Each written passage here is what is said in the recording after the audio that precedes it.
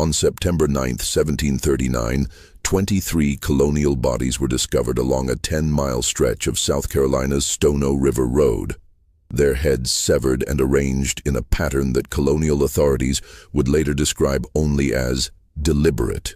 The incident remains one of the bloodiest single-day revolts in American colonial history, yet official records from the time contain fewer than 40 words about the man identified as its leader, a slave named Jemmy, whose real name and origins were never documented.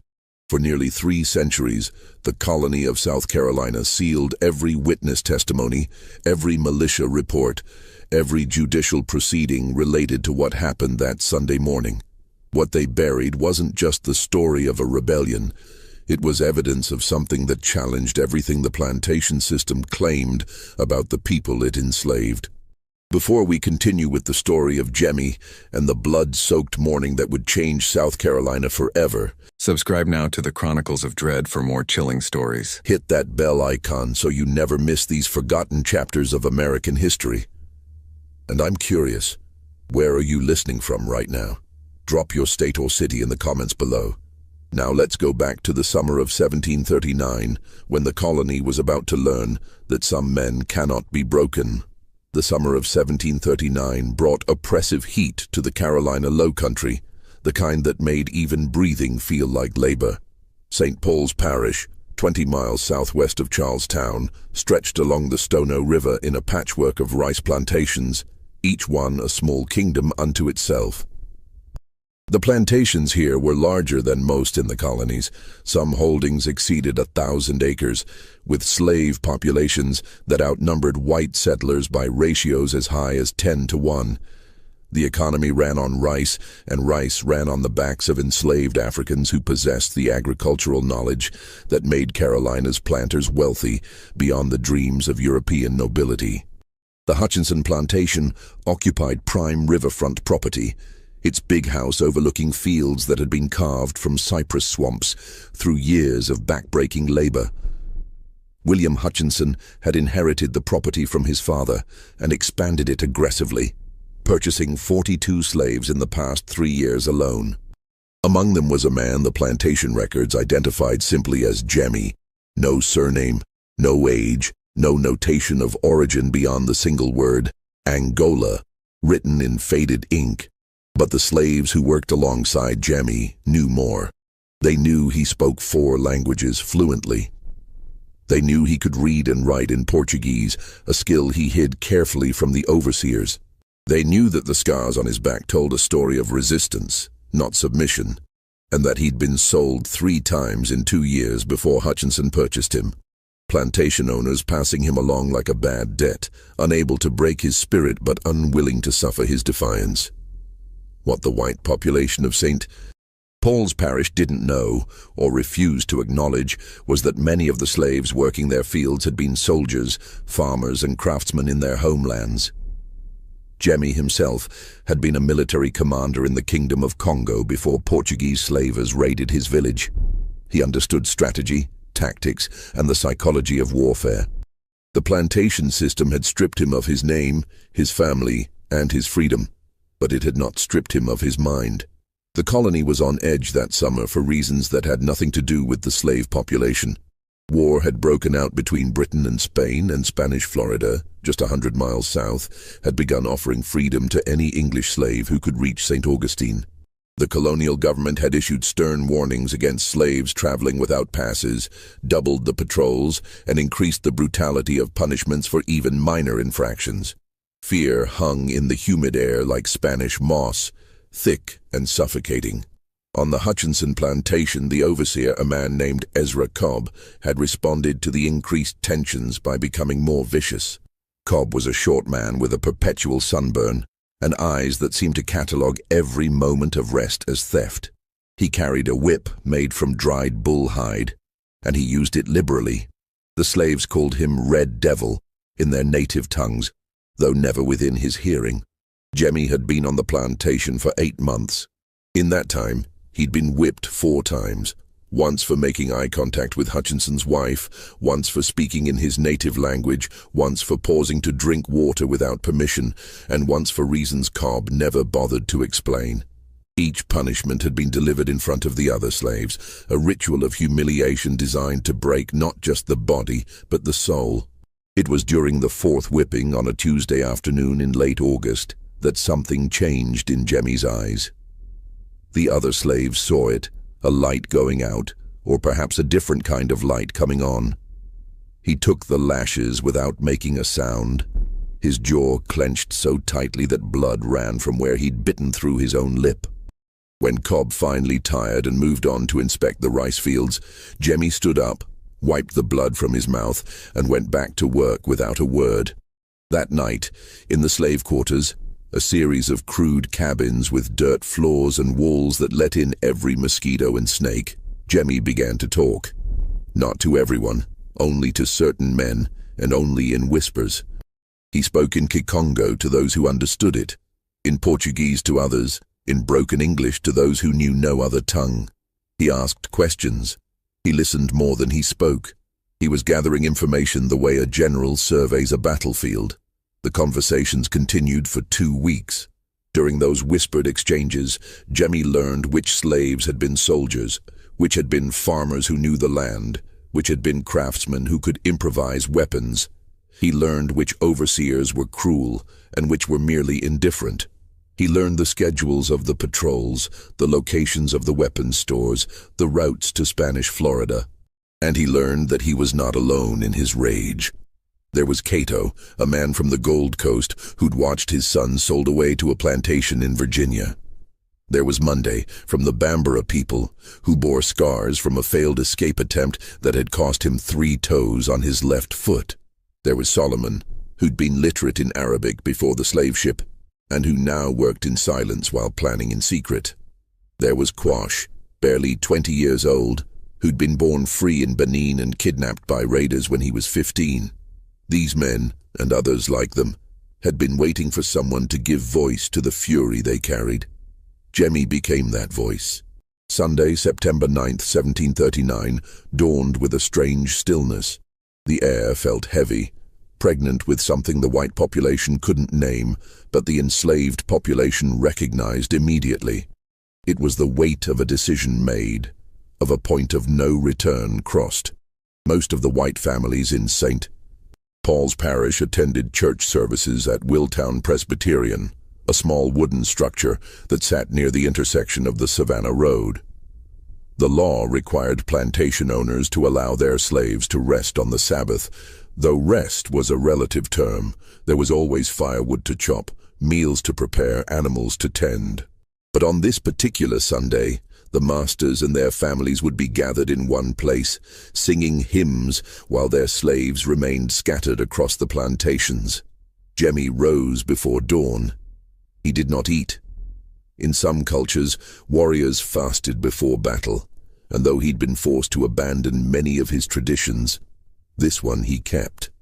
He walked through the pre-dawn darkness to the edge of the Hutchinson property, to a spot where a massive live oak tree marked the boundary between one man's kingdom and another's. 6 men were waiting for him there. They'd come from neighboring plantations, moving through the darkness with the practiced silence of hunters. No words were spoken. They'd already said everything that needed saying in the previous weeks. Instead, Jemmy simply nodded, and the 7 of them began to move. Their first stop was Hutchinson's tool shed, a sturdy structure where the plantation kept implements too valuable to leave in the fields. The door was locked, but Monday had stolen the key 3 days earlier, during a moment when Cobb was distracted by a broken wagon wheel. Inside, they found what they needed: axes, hoes, pitchforks, a single rusted sword that had belonged to Hutchinson's grandfather. Jemmy took the sword. It felt right in his hand, familiar despite the years since he'd held one. The others armed themselves with tools that could become weapons, their faces showing a mixture of fear and determination that Jemmy recognized from his days as a commander. These were not soldiers, not anymore, but they would have to become soldiers again. The sun was just beginning to lighten the eastern sky when they approached the big house. Hutchinson would be awake, preparing for church. His wife would be in the kitchen, directing the house slaves in the preparation of Sunday breakfast. His two sons, boys of 13 and 15, would still be sleeping in the upstairs bedrooms.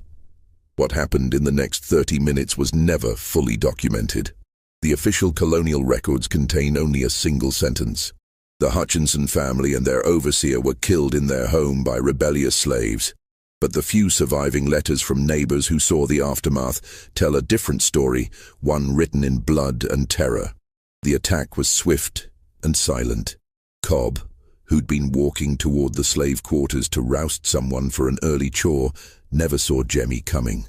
The overseer died without making a sound, his neck opened by a single stroke of the rusted sword. His body was left where it fell, face down in the red Carolina clay. The Hutchinson house was next. The front door stood unlocked. Who needed locks when you owned everyone for miles around? Jemmy and his men moved through the rooms like a violent tide. The kitchen slaves, startled from their work, were told in rapid whispers to flee or join. Most fled. One, a woman named Phoebe, who'd been Hutchinson's favorite target for abuse, picked up a knife and followed Jemmy up the stairs. William Hutchinson died in his bedroom, still in his nightclothes, reaching for a pistol he never managed to fire. His wife's screams were cut short. The boys, and here the historical record becomes deliberately vague, were found later by militia members who refused to describe what they'd seen, noting only that the youth of the victims did not spare them from the rebels' fury. But it was what Jemmy did next that would define the legend and the horror of that day. The colonial militias had a practice, one they'd learned from European wars and adapted to their own purposes. When rebels or criminals were executed, their heads were sometimes displayed on pikes as warnings. The plantations had adopted similar tactics. More than one slave who'd attempted escape had been made an example of in ways designed to terrorize others into submission. Jemmy knew this practice well. He'd seen it. He'd endured the sight of it. And now, with the Hutchinson family dead and the sun rising over South Carolina, he decided to send a message that the colonial authorities would never forget. Using Cobb's own axe, the one the overseer had wielded with such enthusiasm, Jemmy separated William Hutchinson's head from his body. He did the same to Cobb. And then, with a deliberateness that spoke of ritual rather than rage, he placed both heads on the fence posts at the entrance to the plantation, facing the road where Sunday travelers would see them. It was a declaration of war, written in the language the plantations understood best. By the time the sun had fully risen, Jemmy and his growing group had moved on. Word spread through the slave quarters with a speed that astonished the white population. How could people without literacy, without horses, without any of the tools of communication organize so quickly? The answer, though simple, was one the colonists refused to accept. The enslaved population had always been organized, always been watching, always been waiting for the right moment. At the Godfrey plantation 2 miles south, 12 more slaves joined the rebellion. At the Wallace place, another 8.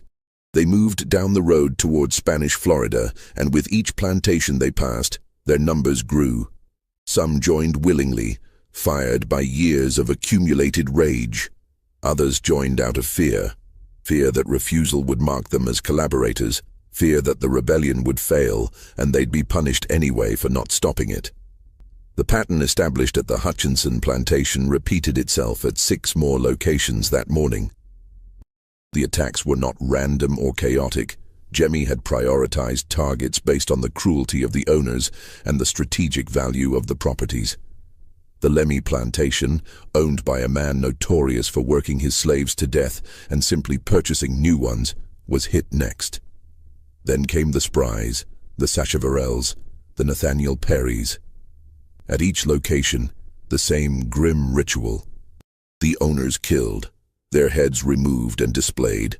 The brutality of it shocked even the battle-hardened militia members who would later investigate. But for Jemmy and his followers, it served a dual purpose. First, it terrorized the white population into paralysis. Many families, hearing the news, barricaded themselves in their homes rather than attempting to fight. Second, it signaled to other enslaved people that this was not an escape attempt. This was a revolution. By mid-morning, somewhere between 60 and 100 slaves were moving down the road, armed with an increasingly sophisticated collection of weapons. They'd raided a general store owned by a man named Sacheverell, acquiring firearms, ammunition, and rum.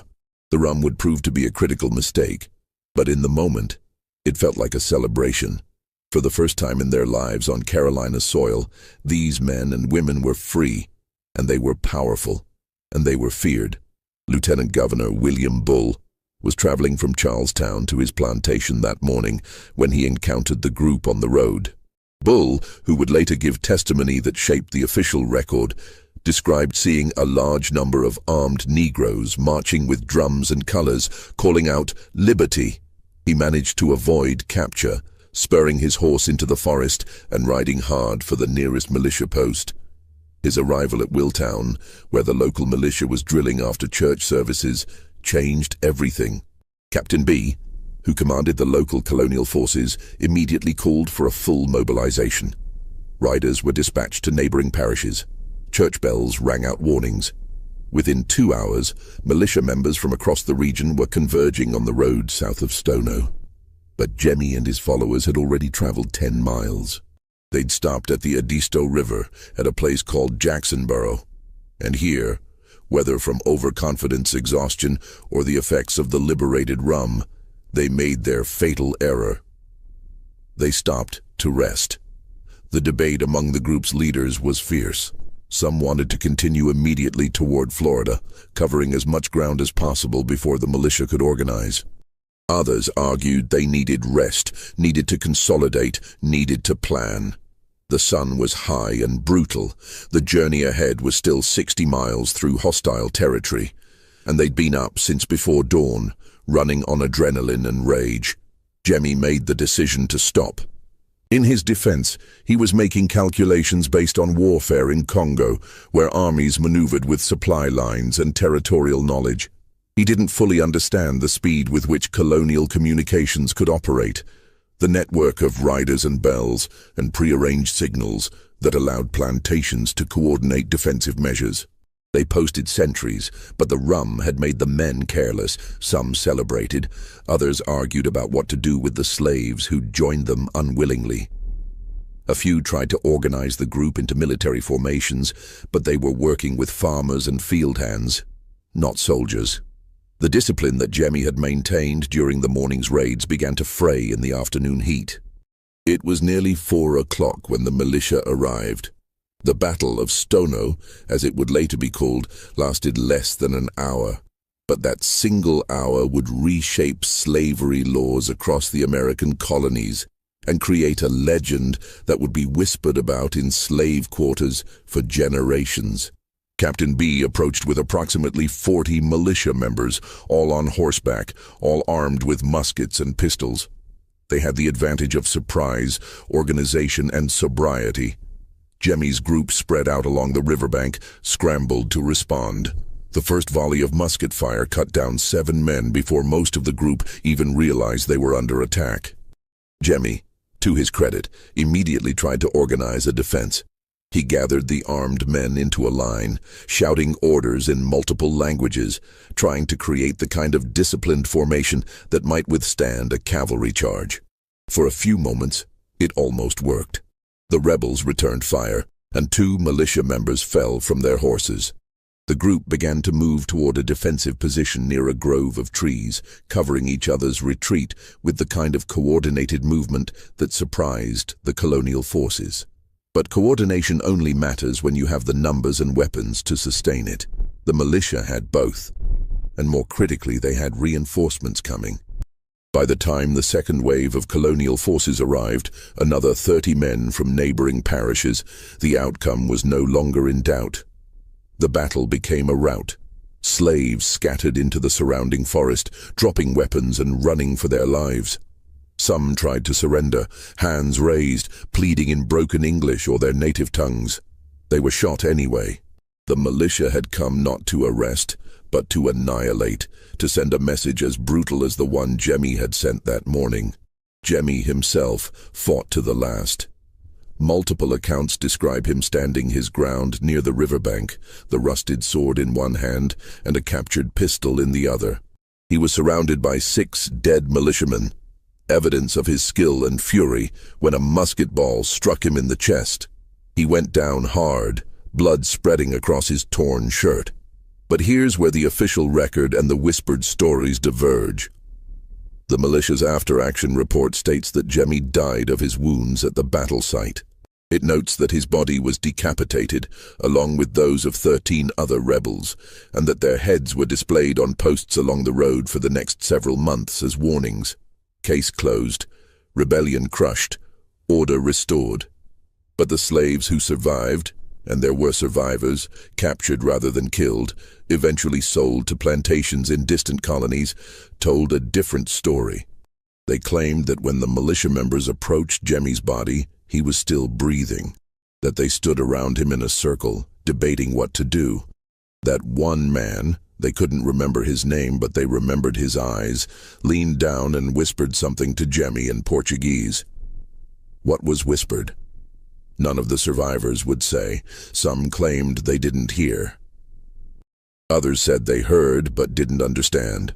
One woman, sold to a plantation in Georgia 3 months after the rebellion, told her story to a traveling minister 40 years later. She said the man asked Jemmy a single question. "Who are you?" And Jemmy, with blood filling his lungs, with his life draining into the Carolina soil, smiled and answered in clear Portuguese, "I am the one you could not break." Then he died. Or so the story went. The immediate aftermath of the Stono rebellion was brutal beyond measure. The colonial government, terrified by how close the slaves had come to succeeding, enacted a campaign of retribution designed to traumatize the entire enslaved population into permanent submission. Over the following week, militia members hunted down escaped rebels throughout the Lowcountry. Some were found hiding in cypress swamps, half-starved and delirious from infected wounds. Others were betrayed by fellow slaves, desperate to prove their own loyalty and avoid collective punishment. A few made it as far as 30 miles toward Florida before being captured by tracking parties that used bloodhounds imported specifically for hunting human beings. The executions were public and prolonged. The colony wanted every slave in Carolina to witness what happened to those who chose resistance over submission. Bodies were burned, heads were displayed. The road from Stono to Charlestown became a gallery of horror, lined with human remains in various states of decay. But something wasn't adding up. The official count placed 23 white colonists dead in the initial attacks. The militia reported killing approximately 40 rebels during the battle and immediate pursuit. Another 13 were captured and executed publicly in Charlestown. That should have accounted for most of Jemmy's force, given that estimates placed the rebel numbers between 60 and 100. Yet plantation owners across the region reported slaves missing who'd never been found. The colonial records, usually meticulous about property loss, became strangely vague when it came to accounting for every enslaved person in St. Paul's Parish that September. Some historians would later estimate that between 20 and 30 slaves simply vanished during the chaos, too many to be explained by deaths in the battle or escape attempts. And then there were the stories. 3 weeks after the battle, a plantation owner named Robert Pringle in St. James Parish, 40 miles north of Stono, reported that one of his slaves, a man who'd been born on the plantation and never shown any signs of defiance, had hanged himself in his cabin. When they found the body, there were words carved into the wooden wall beside him, written in a language no one in the household could identify. A visiting merchant from Portugal was brought in to translate.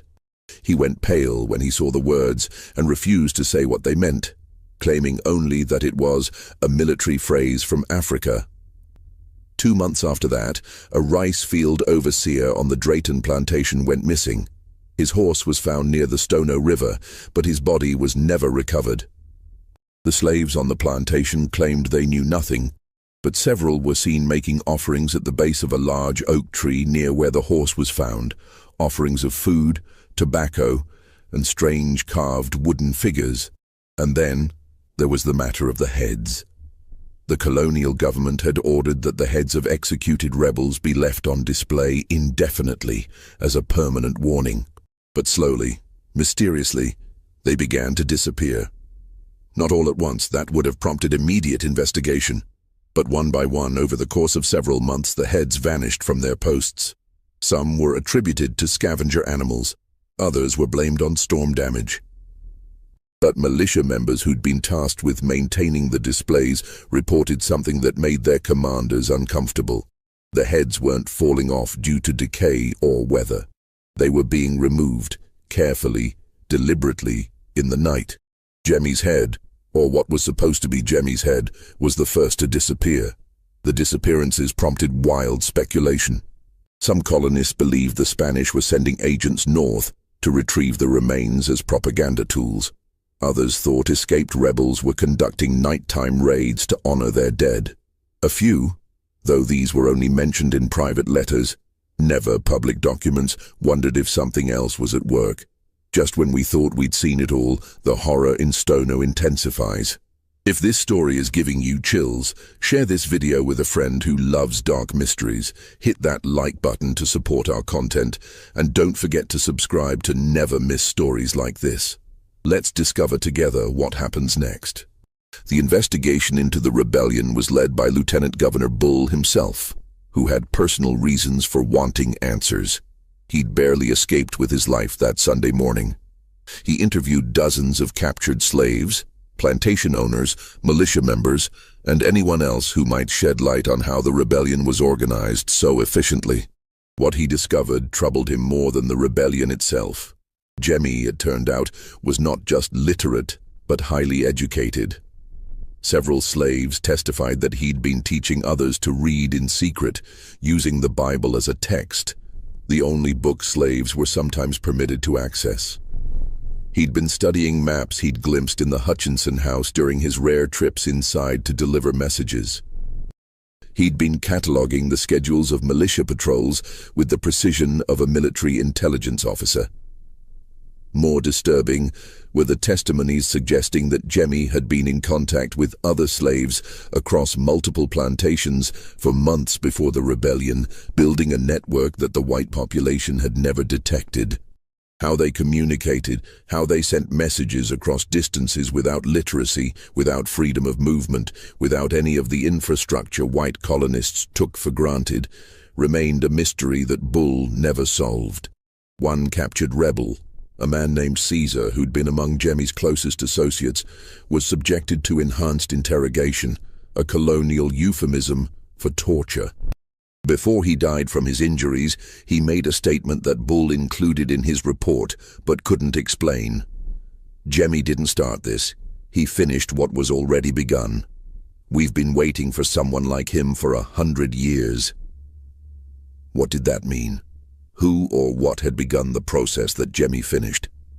Bull never found out, and eventually, he stopped asking.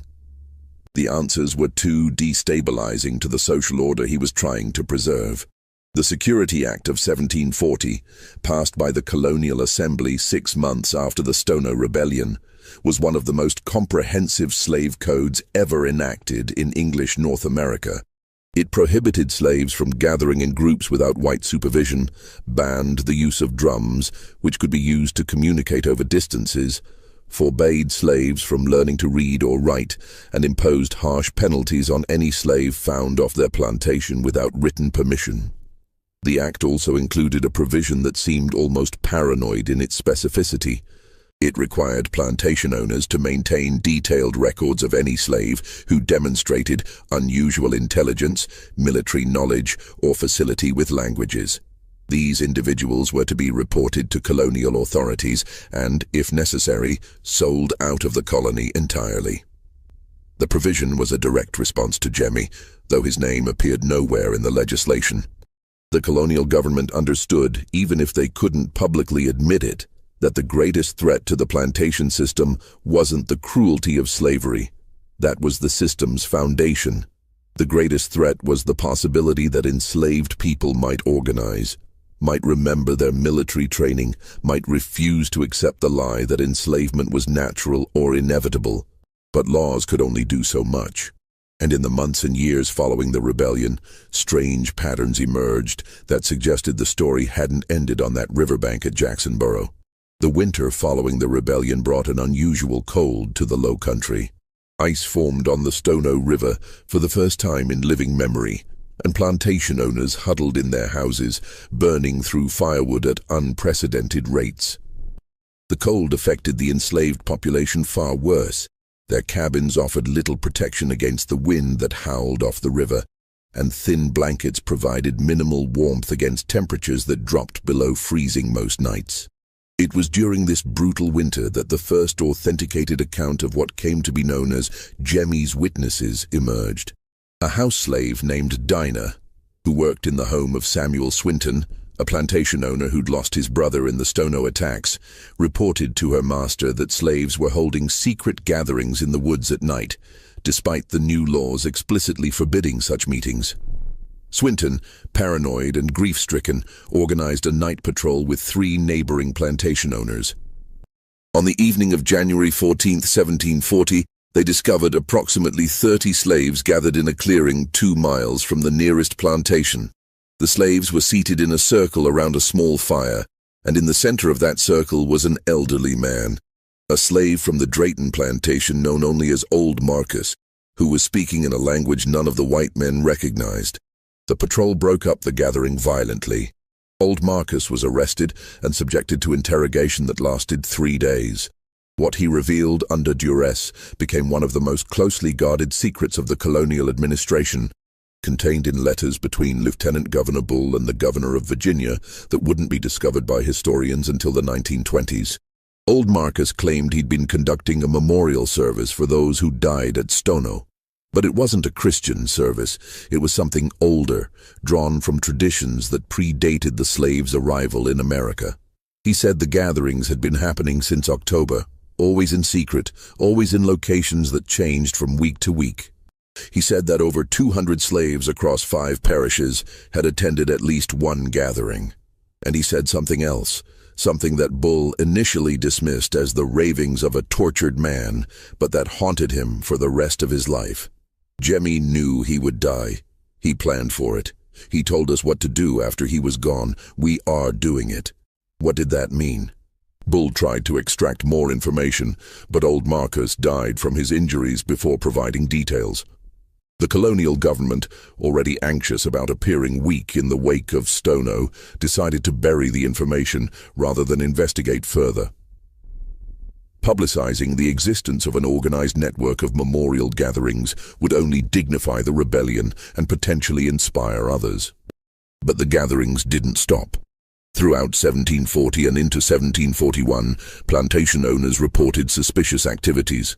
Slaves disappearing for hours at night, strange symbols carved into trees at the edges of properties, small offerings of food left at specific locations. The patrols were doubled, then tripled. Dogs were brought in from as far away as Virginia to track nighttime movements. Several slaves were caught and punished severely, yet the activities continued. Slave revolts had been relatively rare in South Carolina before Stono. After Stono, they became even rarer in the immediate aftermath, but they never disappeared entirely. What emerged instead was something more subtle and potentially more dangerous. A culture of resistance that operated beneath the surface of plantation life, invisible to white authority, but clearly understood by the enslaved population.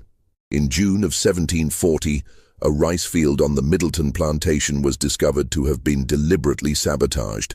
Someone had opened the irrigation gates during a critical growing phase, flooding the field and destroying what would have been a valuable harvest. No culprit was ever identified, though 3 slaves were whipped on suspicion.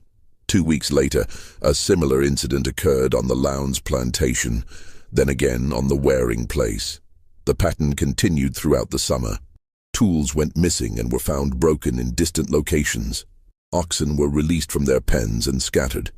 Small fires broke out in storage buildings, always at night, always quickly discovered before they could spread. The economic damage was significant but not catastrophic. These weren't attempts to destroy the plantation system, but rather to demonstrate that it was vulnerable. That control was never total. Lieutenant Governor Bull recognized the pattern. In a letter to the Board of Trade in London, dated August 3, 1740, he wrote, "We face a peculiar situation wherein the Negro population engages not in open rebellion, but in persistent acts of defiance that suggest coordination across great distances. It is as though the spirit of the Stono insurrection did not die with its perpetrators, but instead transformed into something more insidious and harder to combat. The Security Act was meant to prevent another Jemmy from emerging. What it couldn't prevent was the memory of Jemmy from spreading. In 1741, a rebellion plot in Charlestown was discovered before it could be executed. The conspiracy involved over 50 slaves and included plans to burn the city and escape to Florida during the confusion.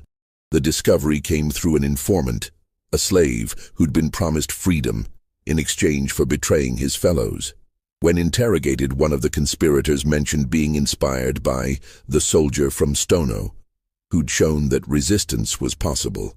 The conspirators were executed publicly in Charlestown, their bodies displayed in chains along the harbor as warnings. But the executions had an unexpected effect. Rather than terrorizing the enslaved population into submission, they created martyrs. The men died without begging for mercy, without providing additional names, without showing the fear their executioners expected. One man, as the noose was placed around his neck, reportedly smiled and said, "Tell them Jemmy sends his regards." The phrase became a kind of code among enslaved people in the years that followed. "Jemmy sends his regards" appeared carved into barn walls, whispered in passing between field workers, included in the spirituals that slaves sang while working. Colonial authorities knew it was significant, but could never quite stamp it out. Banning the phrase only made it more powerful, transforming it from words into a symbol of defiance that required no explanation. In 1744, a group of 15 slaves from the Willtown area attempted a coordinated escape, armed with stolen weapons. They made it 23 miles before being captured by a tracking party that used bloodhounds imported specifically for hunting human beings. Their leader, a man whose plantation name was Sambo, but whose real name was never recorded, fought the militia members with a rusted sword, remarkably similar to the one Jemmy had carried. When asked where he'd gotten it, Sambo smiled and said, "It was given to me by a ghost." The sword was confiscated and eventually ended up in the possession of Captain Nathaniel Barnwell, the militia captain who'd led the tracking party. Barnwell kept it mounted above his fireplace, a trophy from what he considered a successful hunt. He would show it to visitors, telling the story of the capture with embellishments that made himself more heroic with each retelling. But 3 years later, when Barnwell died of yellow fever, a disease that swept through Charlestown that summer, killing indiscriminately, his widow sold off his belongings to pay debts. The sword was purchased by a traveling merchant named Jacob Levy, who claimed he wanted it for a private collection in Philadelphia. Levy left Charlestown in September of 1747 and was never seen again in South Carolina. The sword disappeared into the north, and colonial authorities lost track of it. 2 years after that, a plantation owner in Georgia reported that one of his newly purchased slaves, a man bought from a dealer who specialized in difficult slaves sold out of other colonies, had a sword matching the description of Barnwell's trophy. When confronted, the slave claimed ignorance of how it came into his possession, saying only that it had been in his cabin when he arrived. The plantation owner, unsettled by the coincidence, destroyed the sword in a forge and never spoke of it again, except in a single letter to a cousin in Charlestown. But the rumors persisted. Slaves throughout the Low Country whispered about Jemmy's sword, a weapon that couldn't be destroyed, that passed from hand to hand, appearing wherever enslaved people needed a reminder that resistance was possible. Was there really only one sword, or were there many? Did slaves craft replicas based on descriptions passed down through oral tradition? Or was the entire phenomenon a kind of mass delusion, a psychological rebellion in the absence of a physical one? The colonial authorities couldn't answer these questions, and their inability to do so made them increasingly paranoid. And then there were the rumors, persistent, disturbing rumors that began circulating in the slave quarters and eventually leaked into white society through house servants and informers. The rumors said that Jemmy hadn't died at Jacksonboro, that the body the militia beheaded was someone else, a volunteer who'd agreed to die in Jemmy's place so the leader could escape, that Jemmy had slipped away in the chaos, wounded but alive, and made it to Spanish Florida, where he lived as a free man. The rumors said that he'd founded a maroon community in the Great Dismal Swamp, a vast wetland that straddled the border between Virginia and North Carolina. That dozens of escaped slaves had joined him there, living in hidden villages built on platforms above the water, fishing and hunting and living beyond the reach of colonial law. That he was training soldiers there, teaching them the tactics he'd learned in Congo, preparing for another uprising when the time was right. The rumors said that the heads disappearing from the posts weren't random acts of defiance, but were being collected by Jemmy himself. That he was honoring his fallen comrades in rituals drawn from African military traditions, ensuring that even in death they would be remembered as warriors rather than property. Were these rumors true? Almost certainly not. The historical evidence strongly suggests that Jemmy died at Jacksonboro and that his body was indeed among those mutilated by the militia. The military records from the battle, while incomplete, are consistent in describing a final stand by a group of rebels that ended with the death of their leader. The medical testimony from militia members who treated wounded soldiers described injuries inflicted by someone with formal military training, fighting with a discipline unusual among untrained combatants. And yet the rumors persisted for decades, growing more elaborate with each retelling. By the 1760s, slaves in Virginia were telling stories about a legendary maroon leader who matched Jemmy's description but went by different names: the captain, the warrior, the one who remembers. In North Carolina, a maroon community that was finally destroyed by militia action in 1756 was found to have a carved wooden figurehead at the entrance to their main settlement. A warrior holding a sword, with words carved beneath it in Kikongo that translated roughly to, "We do not forget." The rumors likely emerged from a combination of wishful thinking among the enslaved population and the very human need to believe that heroes don't die, that resistance continues, that defeat is never final. In a world where death was common, where families were separated without warning, where hope was a dangerous luxury, the legend of Jemmy offered something precious, proof that one man, at least, had lived and died on his own terms. But there's a reason the rumors persisted for so long and spread so far. They served a purpose beyond mere comfort. They kept alive the possibility of resistance when the reality of resistance seemed impossible. They reminded enslaved people that someone like Jemmy had existed, had fought back, had killed his oppressors, and died free rather than live as property. In a system designed to destroy hope, the legend of Jemmy became hope itself. Not hope for immediate liberation, which would have been delusional, but hope that the system was not eternal, that it could be challenged, that enslaved people were not the passive, childlike beings that plantation ideology claimed they were. The colonial government understood this on some level. That's why they were so aggressive in suppressing any mention of Stono, why they passed laws against slaves learning to read or write, why they banned drums and limited gatherings. They weren't afraid of what had happened in 1739. That was over, crushed, buried. They were afraid of what the memory of 1739 might inspire. By the 1750s, the physical evidence of the Stono rebellion had been erased from the landscape. The heads had all disappeared or decayed. The burned buildings had been rebuilt. The mass graves where rebels had been buried in unmarked pits, graves that the colonial government had deliberately left unmarked to prevent them from becoming pilgrimage sites, were reclaimed by forest and swamp. New slaves, imported from Africa or born into bondage in Carolina, worked the same fields where Jemmy and his followers had once labored, often with no knowledge of what had happened there. The colonial government had achieved what it set out to achieve, the restoration of order and the erasure of memory, or so it seemed. But memory is a difficult thing to erase completely, particularly when that memory serves a purpose for those who carry it. In 1752, a Moravian missionary named Johann Henkel arrived in South Carolina as part of an evangelical movement aimed at converting enslaved people to Christianity. Henkel, unlike many of his contemporaries, believed that slaves had souls worth saving, and that conversion required actually listening to them. He spent 3 years traveling between plantations, conducting services and recording observations in a detailed journal that wouldn't be published until after his death in 1784.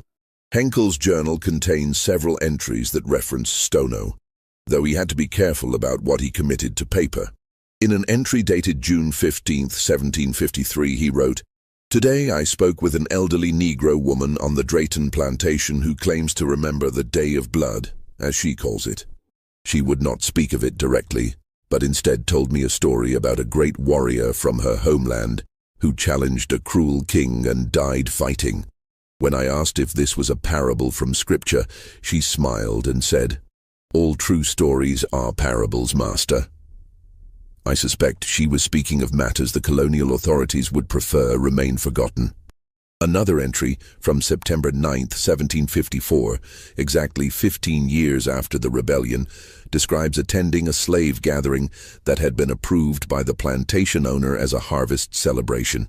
Henkel noted that the celebration included traditional African music and dance, which made the white overseers nervous, but which the slaves had assured them was just for entertainment, master. But Henkel, who'd spent enough time among enslaved people to recognize coded communication, noticed something the overseers did not. The songs, while appearing joyful, contain verses in native tongues that speak of fallen warriors and future liberation. The dancers move in patterns that suggest military formations. This is not mere celebration. This is remembrance disguised as entertainment, rebellion preserved in rhythm and motion. Henkel eventually left South Carolina, disturbed by what he'd witnessed and frustrated by his inability to effect meaningful change in the plantation system. His journal, discovered decades later, provided historians with one of the few contemporary accounts of how enslaved people kept the memory of Stono alive through cultural practices that white society dismissed as primitive or entertaining.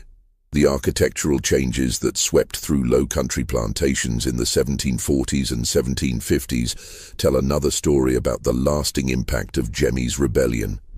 Plantation houses built or renovated after Stono featured higher walls, fewer ground-floor windows, and reinforced doors with multiple locks. Many incorporated what were essentially panic rooms, small fortified spaces where families could retreat if attacked. Gun cabinets, once kept unlocked or hidden, became prominent fixtures in main halls, always loaded and accessible. The slave quarters changed too, though in different ways.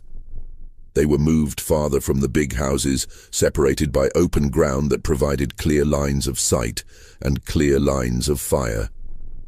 The spacing between cabins increased, making it harder for large groups to gather without being noticed.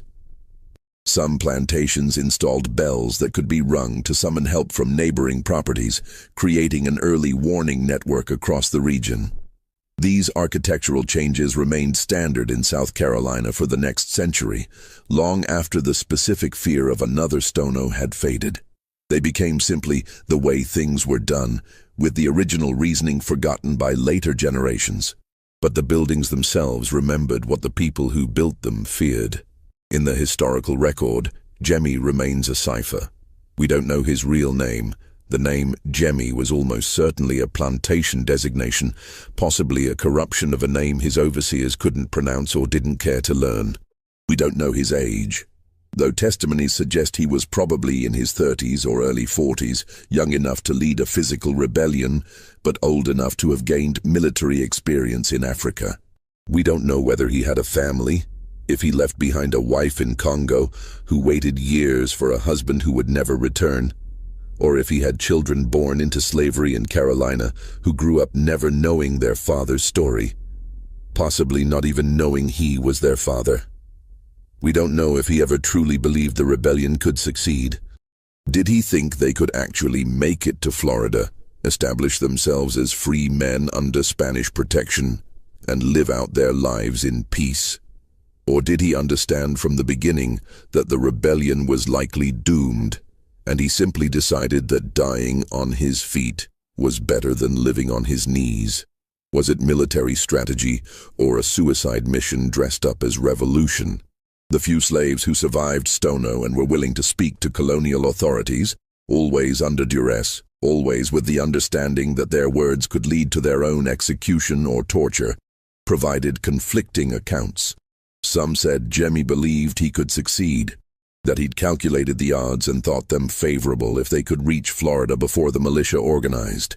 Others said he knew it was hopeless, but felt compelled to act anyway, that years of brutality had left him with no choice but resistance or madness. One particularly detailed testimony came from a man named Quash, who'd been captured during the battle and later sold to a plantation in Virginia. In 1755, 16 years after Stono, Quash was interviewed by a Virginia planter who was writing a privately circulated treatise on managing slave populations. Quash, old and resigned to his fate, provided what may be the most honest account of Jemmy's motivations. He never said we would make it to Florida. He never promised freedom or victory. What he said was this: we have three choices. We can work until we die, which will happen soon because Cobb does not care if we live or die. We can try to escape individually, which will fail because they have horses and dogs and we have nothing. Or we can fight together as men and make them remember that we were not always slaves. Even if we lose, and we probably will lose, they will remember. And the ones who come after us will remember. And maybe, someday, that remembering will matter. If this account is accurate, and there's no way to verify it, then Jemmy's rebellion was never primarily about escape. It was about dignity, about refusing to accept the dehumanization that slavery required.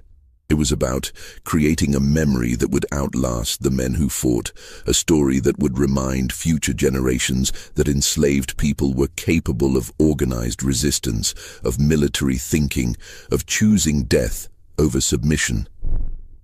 In that sense, Jemmy succeeded beyond anything he could have imagined.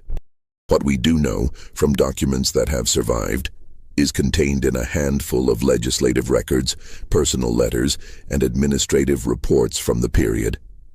We know that on September 9, 1739, approximately 60 to 100 enslaved people in South Carolina rose up against their enslavers, killed 23 white colonists, and marched toward freedom with drums and colors.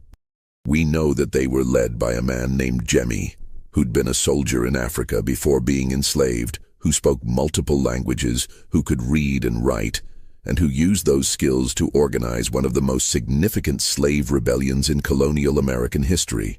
We know that the rebellion was crushed with overwhelming violence, and that the colonial response included some of the most repressive legislation ever enacted to control enslaved populations. We know that over the following decade, South Carolina's slave code became a model for other colonies, and later for southern states, creating a legal framework for oppression that would persist until the Civil War.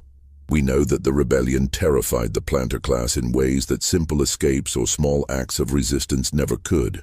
It demonstrated, unambiguously, that enslaved people were capable of military organization, strategic thinking, and sustained violent resistance. It proved that the ideology of racial inferiority that justified slavery was a lie. One that enslaved people themselves understood was a lie, even if most white colonists never would. And we know that despite the violence of the suppression, despite the Security Act of 1740, despite the surveillance and control mechanisms put in place after Stono, the spirit of resistance never died in South Carolina. Smaller rebellions continued throughout the colonial period and into the antebellum era.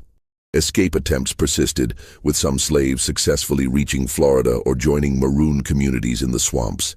Networks of resistance, invisible to white authority, operated beneath the surface of plantation society for generations. The Denmark-Vesey Conspiracy of 1822, which planned a large-scale rebellion in Charleston, drew inspiration from stories of Stono passed down through oral tradition. Nat Turner's rebellion in Virginia in 1831, while different in its religious motivations, followed a similar pattern of sudden violence and strategic targeting. John Brown's raid on Harper's Ferry in 1859, though led by a white abolitionist, was premised on the belief that enslaved people would rise up if given weapons and leadership. A belief rooted in historical examples like Stono that proved slaves were willing to fight for freedom. The legend of Jemmy, the soldier who became a slave who became a revolutionary, lived on in the oral histories of the enslaved population, passed down through generations even as the historical details faded and transformed. By the 19th century, his story had merged with other stories of resistance, becoming part of a broader tradition of remembering that slavery had always been contested, that enslaved people had never accepted their condition as natural or permanent. Frederick Douglass, in an 1857 speech, referenced Stono without naming it. The history of our bondage is marked by moments when men decided they would rather die as free men than live as slaves. These moments are often buried by those who would prefer we forget, but we do not forget. We cannot forget. The blood of those who chose resistance over submission waters the tree of liberty just as surely as the blood of white revolutionaries. Today, there's a historical marker near the site of the Hutchinson Plantation, installed in 1974 as part of South Carolina's Bicentennial Heritage Project. It's a small thing, easy to miss if you're not looking for it. A metal plaque on a post by the side of a rural road with text that's been faded by decades of sun and rain. The marker sits in what is now an industrial area, surrounded by warehouses and distribution centers that have replaced the rice fields and plantation houses. The text is brief, clinical, designed not to offend contemporary sensibilities or disrupt the narrative of gradual progress that dominates public history. It mentions the Stono Rebellion and notes that it was the largest slave uprising in the British mainland colonies before the American Revolution. It provides the date, a casualty count, and a single sentence about the Security Act that followed. It doesn't mention Jemmy by name. It doesn't mention the beheadings or the brutality of the colonial response or the fact that some of the executed rebels were left to rot in chains for months as warnings. It certainly doesn't mention the legends or the rumors or the ways that enslaved people transformed a failed rebellion into a story about dignity and resistance. But the story exists anyway, in the gaps and silences of the official record. It exists in the testimony of Caesar, who said Jemmy finished what others had begun, suggesting a continuity of resistance that predated and outlasted any individual rebellion. It exists in the disappearing heads and the rusted sword that kept reappearing, physical objects that became symbols, weapons that transcended their material limitations to become ideas. It exists in the maroon communities that formed in the decades after Stono, sheltering escaped slaves who remembered the lesson Jemmy taught. That freedom could be taken, even if it couldn't be kept, and that the taking itself mattered. It exists in the architectural changes that still mark the landscape. Plantation houses with their fortified features, their panic rooms, their elevated windows. Buildings that were designed to withstand not hurricanes or floods, but human resistance. Structures that embodied fear disguised as prudence. It exists in the legal codes that rippled outward from South Carolina, shaping slavery laws across the American South for the next century. Every restriction on slave literacy, every prohibition on gathering, every patrol system and pass requirement carried the ghost of Stono within it. The planter class never forgot what happened on September 9th, 1739, even as they tried to make everyone else forget. And it exists in the oral traditions that survived slavery itself, passed down through generations until they could finally be written down and preserved. In the 1930s, the Works Progress Administration conducted interviews with formerly enslaved people as part of the Federal Writers Project. Several of these interviews, conducted with elderly individuals in South Carolina who'd been born in the 1840s and 1850s, contain references to the Old Rebellion and the warrior who fought the masters. The interviewees were recounting stories their grandparents had told them, stories that had survived nearly a century through oral transmission alone. The colonial authorities wanted Jemmy to be a warning, a cautionary tale about the consequences of resistance. Instead, he became something else entirely. He became proof that enslaved people were not property, but people. People capable of courage, strategic thinking, and organized resistance. He became a reminder that the plantation system's greatest fear was justified, that those it oppressed might one day rise up and demand freedom at any cost. Was Jemmy a hero? That depends on who's telling the story and what definition of heroism we're using. To the white colonists of 1739, he was a terrorist, a murderer, proof of the necessity of strict controls and harsh punishments. Their letters and diaries describe him in terms usually reserved for natural disasters, as a force of destruction that had to be contained, not a human being with motivations and agency. He was, in their telling, evidence of what happened when the natural order was disrupted, when slaves were not properly controlled, when the thin veneer of civilization gave way to savage violence. To the enslaved population, both contemporary and in later generations, he was something different. A man who'd been pushed beyond endurance, who'd chosen violence not as a first resort, but as a last one, who'd decided that if he couldn't live free, he would at least die free. He was proof that resistance was possible, that military organization could emerge from the plantation system itself, that the ideology of racial inferiority was a lie that could be exposed through action. But the truth, as is often the case, is more complicated than either narrative allows. Jemmy was a man, not a symbol, though he became a symbol after death in ways he probably never anticipated. He made choices, some strategic and well-considered, others desperate and reactive. He organized a rebellion that failed by every measurable standard. The system he fought against survived for another 126 years after his death. The people who followed him into rebellion either died in the fighting or were re-enslaved, their lives arguably made worse by their participation.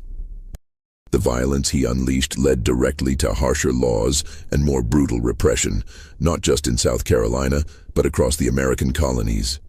And yet his story survived. It survived in ways that successful escapes didn't, in ways that individual acts of resistance couldn't match. It survived because it proved something that the plantation system desperately needed to deny: that enslaved people could organize, could plan, could execute military strategy, could choose death over submission.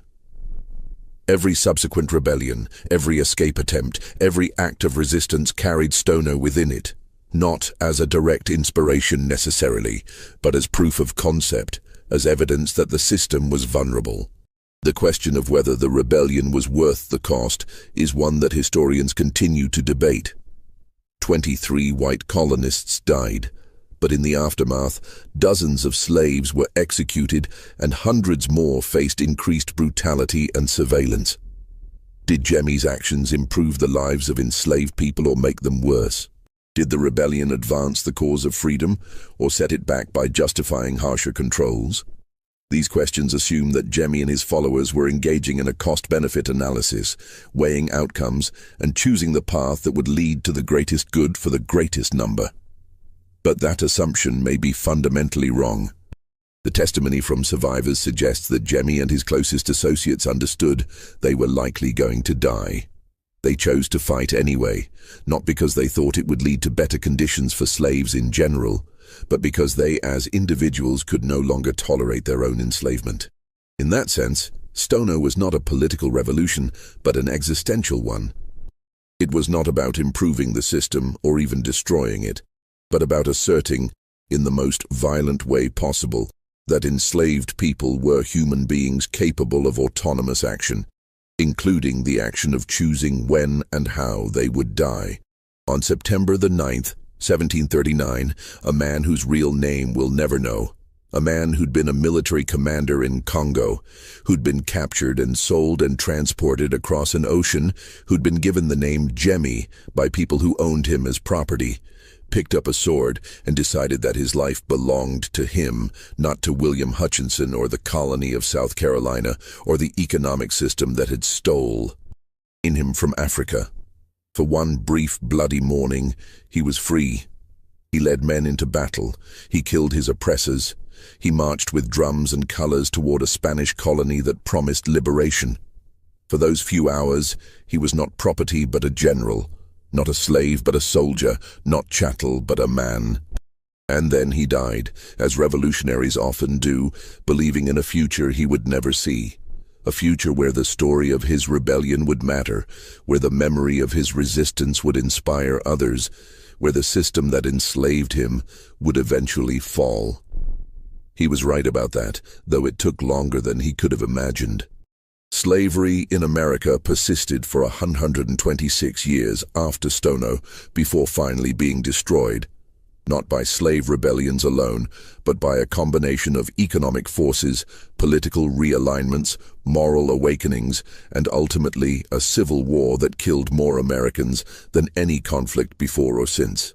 The system that seemed eternal in 1739 proved to be mortal after all. And in that long struggle, in the resistance that persisted through generations, in the refusal of enslaved people to accept their condition as natural or permanent, the spirit of Jemmy lived on. Not in the supernatural sense that the rumors claimed. There was no ghost leading maroon communities or retrieving the heads of fallen comrades. But in the very real sense that every person who chose resistance over submission, who organized rather than submitted, who fought for freedom even when the odds were impossible, carried forward the work that Jemmy began on that September morning. This mystery shows us that history is written by the survivors, but the truth lives in the spaces between official records and whispered stories. It shows us that some acts of resistance fail in their immediate objectives, yet succeed in their deeper purpose, to prove that the oppressed are not defeated, that dignity can be claimed even in death, that memory is itself a form of resistance. What do you think of this story? Do you believe everything was revealed, or are there still secrets buried in the Carolina soil? Truths that even centuries of research haven't uncovered. Could there have been more to Jemmy's plan than the historical record suggests? Leave your comment below and share your theories.